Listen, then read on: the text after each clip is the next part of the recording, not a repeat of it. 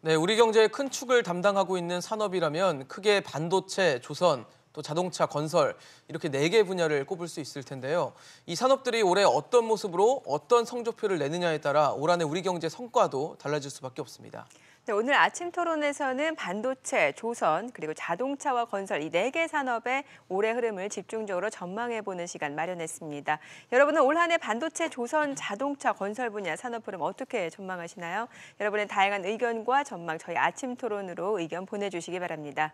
네, 100원의 이용료가 있는 유료 문자 샵 3698번으로 보내주시면 저희가 토론 중간에 소개하고 또 전문가와 함께 의견 나눠보도록 하겠습니다. 네, 오늘 토론 함께해 주실 두 분의 패널 소개해드리겠습니다. 숙명여대 경제학과 신세돈 명예교수, CEO 스코어 박주근 대표입니다. 두 분 어서 오세요. 어서 오십시오. 네, 안녕하세요. 우선 아무래도 작년 이제 새해다 보니까 작년 우리 산업에 대한 어떤 전반적인 총체적인 평가 그리고 올해는 이 산업이 좀 기대가 된다. 짧게 좀 말씀을 좀 부탁드리겠습니다. 대표님부터 말씀을 좀 부탁드릴까요? 네, 한마디로 이야기를 하면 대내외적인 굉장히 악재 속에서도 그나마 선방을 했다라고 저는 선방했다. 그나마 선방을 했다고 평가를 하고 싶고요. 예. 올해 기대되는 산업은 역시 반도체인 것 같습니다. 반도체요. 그리고 두 번째는 5G가 본격화되면서 미디어 콘텐츠 산업도 좀 주목해볼 만한 사업일 것 같고요. 마지막으로는 2019년도에 큰 홍역을 치르고 큰 교육비를 냈던 바이오 산업도 올해는 약간 기대해볼 만할 것 같습니다. 네. 신 교수님이 어떻게 보세요? 지난 한 5년 동안 우리나라 10대 수출 품목을 보면 예.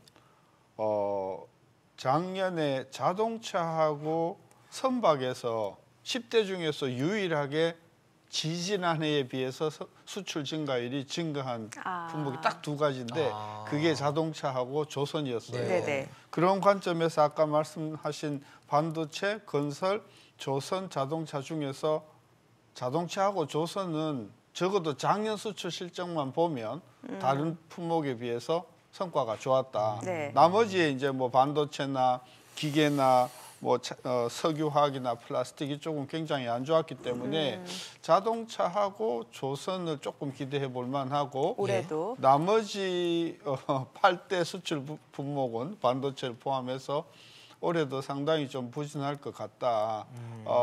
특히 이제 미국에서도 미국의 주요 기업의 CEO들이 가장 우려하는 게 뭐냐 하면 금년 내년도 세계 경제가 계속 내려갈 거다고 생각을 하고 투자를 과감하게 못 하겠다는 거죠.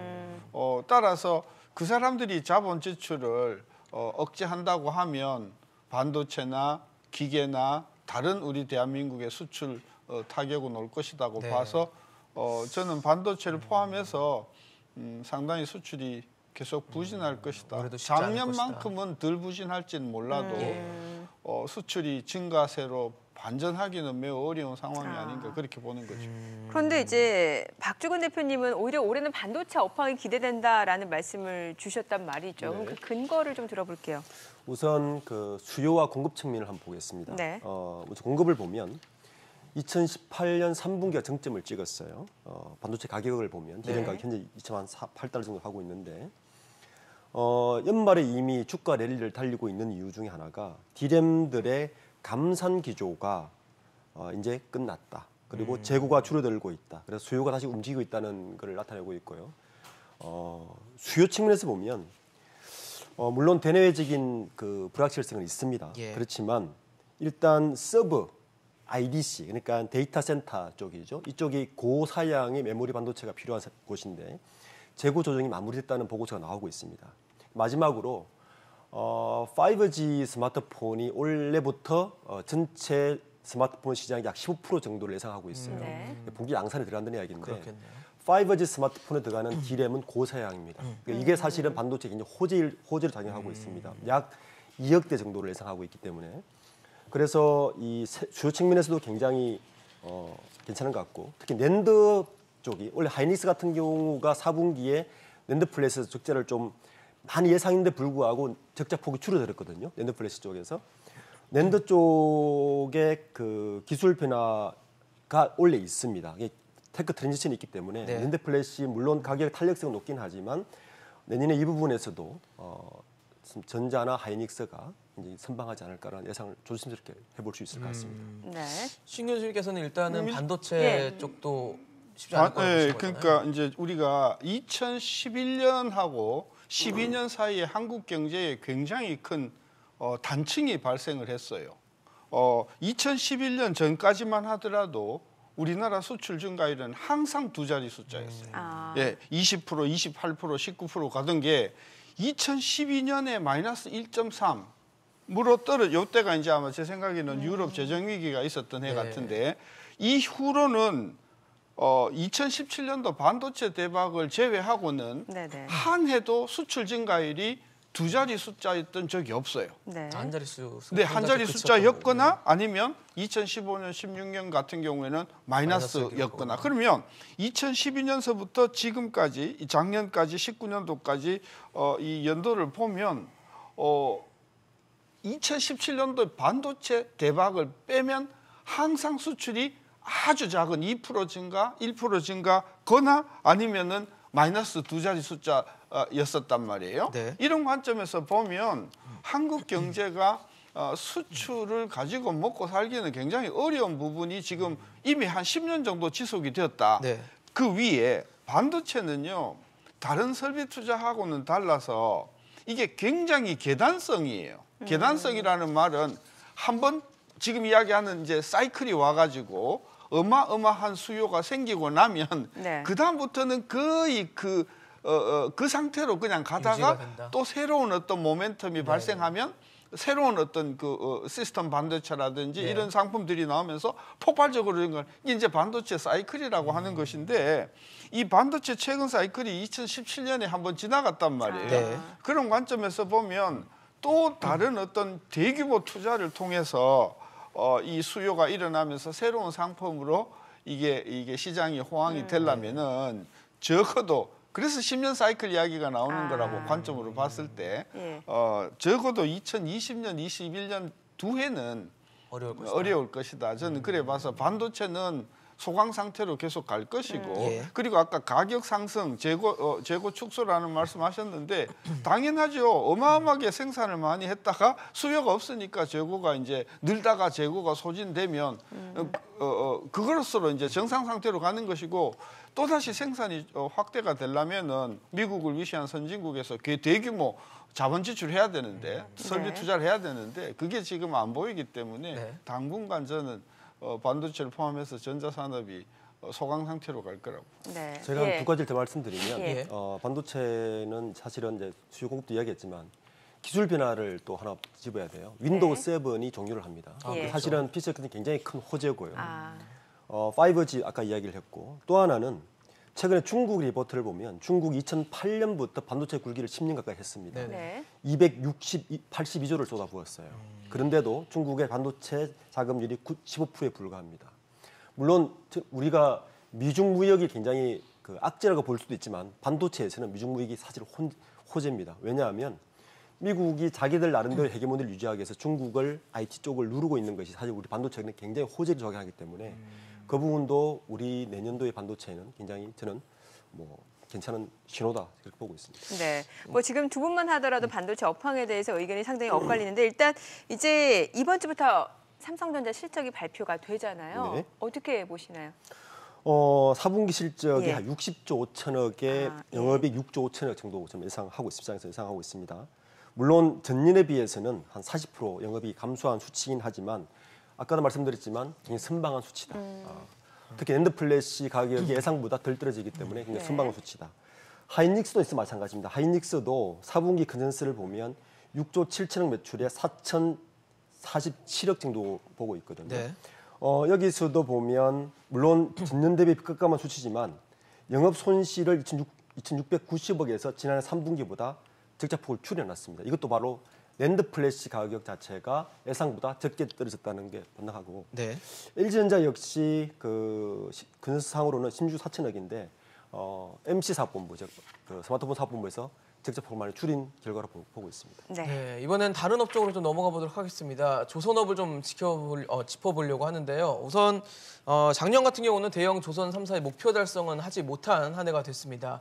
그래도 정부와 또 업계에 따르면은 업계 1위 자리를 지킬 것이다라는 뭐 긍정적인 전망도 나오고 있는데 일단 신 교수님께서는 조선업은 그래도 내년에는 그래도 좀 성장세를 보일 것이다. 올해. 괜찮을 것이다. 일단 올해죠, 이제. 수출 통계로 보면 예. 상당 기간 그 조선 수출이 마이너스다가 작년에 플러스로 돌아섰는데요. 네. 2017년도 반도체 대박이 있었을 때도 수출이 24% 증가했었거든요. 그러니까 2017년도에 비하면 조선의 회복은 매우 미약하다. 그리고 조선업계 쪽에서 나오는 이야기는 지금 물량은 상당히 있는데 일감은 상당히 있는데 채산성이 되게 어렵다 현재. 그러니까 공장이 가동되기 위해서 불가피하게 이제 주문받은 물량들이 많기 때문에 공장은 조선소는 계속 돌아가도 내실은 별로 없는 그런 부분이 많다는 지적을 제가 많이 들었고요. 네. 또 하나는 반도체도 공이 영향을 받는 요인인데 최근에 환율이 굉장히 많이 떨어져 버렸어요. 예, 예. 네네. 1,200원 가까이 가던 것이 6개월 사이에 1,150원이 막 위태로운 상황까지 떨어지지 않았습니까? 이게 한 5% 정도 되거든요. 이런 것은 수출에 의존하는 반도체나 조선산업의 영업에 굉장히 큰 타격을 주기 때문에 그런 관점에서 올해 조선은 아마도 작년, 재작년보다는 조금 나을지 몰라도 네. 겨우 연명하는 수준으로 갈 것이라고 봐서 크게 우리가 낙관하기는 어려운 부분이 있다고 보는 거죠. 그러니까 신 교수님은 전체적으로 수출 산업 전체가 쉽지 않은데 맞습니다. 그나마 조선업이 그 가운데 조금 나았지만 선방한 중에서는 정도지만 괜찮지만 예전 낙관하기는 같은 상황은 아니다. 그것도 겨우 연명하는 쉽지 수준이다고 않다. 보는 거죠. 예. 대표님 어떻게 보세요? 조선업 올해? 사실 조선업은 작년에는 선방했습니다. 왜냐하면 그 글로벌이 한 38% 감소했거든요. 수주량이. 그런데 우리나라 조선 4사는 10%밖에 감소하지 않았습니다. 근데 올해 괜찮은 호재가 두 가지가 있는데 첫 번째는 성과입니다. 성과. 성과요? 그러니까 그 성과가 개선되었어요. 이게 무슨 성과. 말이냐면 선가. 예, 성과라고 그러죠. 성과. 그러니까 예. 제 가격. 대주 받을 수주. 때. 예. 두 번째는 가격을 이게 매기니까. 성과가 개선된 이유 중에 하나가 운임이 올랐습니다. 어... 요 두 가지가 작용을 하면 어떤 일이 벌어지냐면 선주들이 구매 결정을 빨리 합니다. 그래서 올해 수주를 예상 좀 하고 있고요. 두 번째는 올해 바뀐 규제가 하나 있죠. 글로벌리. 네. 바로 뭐냐 하면 친환경 선박을 해야 된다는 겁니다. 예, 예. 요것 때문에 국내 선박 그 조선 사사가 유리한 국면에 접어들었습니다. 중국에 비해서. 네. 요 두 가지 요인으로 역시 올해 조선은 그나마 작년보다는 좀 선방할 가능성이 높다. 저렇게 보고 작년보다는. 있습니다. 예, 알겠습니다. 자, 이제 뭐 계속해서 저희 산업 또 자동차 산업 이야기를 좀 해봐야 될 것 같습니다. 네. 우선은 이제 작년 주요 15개 수출 품목 가운데 자동차만 플러스를 기록을 했습니다. 이거는 어떤 이유 때문이라고 볼 수 있을까요? 그동안 이 예. 통계를 보면 자동차 수출이 그 좋다던 반도체 대박이 있었던 2017년도, 18년도도 수출이 마이너스였어요. 그런 관점에서 보면 그야말로 기저효과다. 기저효과고 지속적으로 지난 10여 년 동안 뭐 여러 가지 이유죠. 경쟁력도 없고 노동 생산성도 떨어지고 해서 자동차 공장이 해외로 많이 이전했지 않습니까? 네. 그러니까 결국은 대한민국의 자동차와 자동차 부품 산업은 기조적으로 이렇게 사양 국면에 들어가 있었던 상황인데 지난 4년 동안 이게 수출이 너무 부진하다 보니까 지금 수치상으로 3% 정도 증가한 것으로 나타났는데 이것도 아까도 이야기했지만 기저효과가 너무 오래 지속된 것에 대한 약간의 어떤 반등이지 대한민국의 자동차가 획기적으로 다시 발전한다. 이건 아닐 것 같고 그러나 이제 지금 새로 각광을 받기 시작하는 전기차라든지 또는 친환경차 전반적으로는 앞으로 폭발적인 성장세가 있단 말이에요. 네. 근데 우리가 그 부분을 그동안 너무 준비를 소홀히 해왔단 말이에요. 전기차는 중국이 또 그다음에 그렇죠. 수소차는 아무도 관심을 안 가졌기 때문에 앞으로 전기차나 수소차나 하이브리드 쪽으로는 상당히 활발한 어떤 그런 투자가 일어나겠지만 전체 뭐 400만 대, 500만 대 생산하던 캐파에서 기껏 뭐 20만 대, 30만 대 내연기관차를 수준이니까. 보완할 수 있을 정도. 그렇죠. 그리 하려면 굉장히 그 오랜 기간 투자가 됐었어야 되는데 중국은 했단 말이에요. 네네. 그런 면에서 전기차도 이제 중국을 쫓아가는 상황이 됐고 수소차는 너무나 안 가본 그리고 그렇죠. 인프라를 많이 갖춰야 되기 때문에 결국은 상당히 그 앞으로 많은 투자가 되어야만 이 차량 자동차 산업을 가지고 우리가 또 한 10년 먹거리 산업으로 발전시킬 수 있다. 그런 관점에서 이 자동차 산업도 상당히 좀 우려가 되는 부분이 많죠. 뭐 자동차 업계 자체가 지금 흐름 자체가 뭐 교수님 말씀해주신 친환경차, 뭐 전기차, 또 자율주행차 이런 쪽으로 좀 나가는 것 같고 우리 뭐 현대차를 비롯해서 주로 이제 이쪽에 투자를 하겠다, 발전시키겠다라는 의지는 보이는 것 같거든요. 자동차 업계는 전체로 보면 그 자기 모순과 딜레마에 사실 빠져 있습니다. 왜냐하면 2020년 올해 자동차 수요 곡선을 보면 한 3% 정도의 성장밖에 안 됩니다. 그런데 불구하고 작년 토요타는 최대 실적을 남겼습니다. 현대차 입장, 국산차 입장은 뭐냐면 자동차 산업에서 모빌리티, IoT, AI 같이 전기차로 가긴 가야 되는데 문제는 수익성입니다. 그렇죠. 아마 올해도 혹독한 수익성을 위해서 코스트 경쟁력을 볼 게 분명하고요. 그 가운데서도 그 미래 산업인 AI나 IoT 같은 걸 접목해서 밀차로 가긴 또 가야 됩니다. 문제는 자동차 산업 전체에 그 경계가 많이 허물어지는 것도 유심히 봐야 됩니다. 그렇죠. 이미 아까 시간도 이야기했지만 세스에서 우리가 언젠가부터 IT 전시회에 자동차가 의무적으로 들어가 있습니다. 그렇죠. 그렇죠? 예. 특히 저는 작년 도쿄 모터스를 되게 유심히 봤는데요. 도쿄 모터스의 새로 나온 차의 완성차 업체가 아니고 덴소라든지 그러니까 세컨밴드 업체가 이미 자동차 산업에 뛰어들기 시작했습니다. 완성차 시장에. 자동차의 기존 완성차하고 밴드 사이의 관계가 변화되고 있습니다. 네. 이런 사이에서 우리 자동차 산업이 수요는 이미 정체되어 가고 있고요. 그렇죠. 어떻게 신산업과 이 변화되는 모빌리티 산업에서 맞춰가느냐. 네. 그리고 코스트 경쟁력에서 수익성을 남길 것이냐가 아마 올해 가장 핵심 과제가 될 것입니다. 네. 자, 이제 계속해서 살펴볼 산업 바로 이제 건설업입니다. 네. 건설업 하면은 뭐 해외 쪽 얘기도 해볼 수 있을 것 같고 아니면 국내 내수 뭐 부동산 경기와도 연관지어서 생각해 볼 수 있을 것 같은데 올해 건설업에 대해서는 어떻게 보세요? 일단 그동안 이제 문재인 정부가 SOC나 관련된 건설 산업은 이게 국가의 해악이 되는 안 부분이 하겠다라는 많다 식으로 해서 하다가, 그런 네. 입장을 가지고 있다가 너무 지금 건설 경기가 안 좋으니까 입장을 바꿨어요. 네네. 그런 관점에서 국내 특히 토목이나 어떤 이 고속도로나 있던 차량이나 이런 쪽에서는 상당히 투자가 많이 일어날 거라고 지금 시장에서는 예상하고 기대를 하고 있죠. 있고 예.